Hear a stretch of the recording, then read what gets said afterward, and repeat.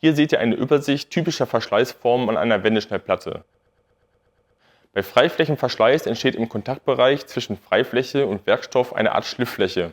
Bei übermäßigem Freiflächenverschleiß hingegen sollte die Schnittgeschwindigkeit gesenkt werden, der Vorschub erhöht oder ein verschleißfesterer Schneidstoff gewählt werden. Kalkverschleiß ist eine Art Mulde, die sich durch den darüber gleitenden Span auf der Spanfläche bildet. Hier kann zuerst die Schnittgeschwindigkeit reduziert und, wenn dann noch nötig, ebenfalls der Vorschub gesenkt werden. Außerdem kann mit einer positiveren Schneidkante oder einem chemisch weniger anfälligen Substrat bzw. einer Beschichtung gearbeitet werden. Aufbauschneidenbildung erkennt man an dem aufgeschweißten Werkstoff auf der Spanfläche. Bei Werkstoffen, die zur Adhäsion neigen, sollte immer mit Kühlschmierstoff gearbeitet werden. Häufig reicht es bereits aus, die Schnittgeschwindigkeit zu erhöhen.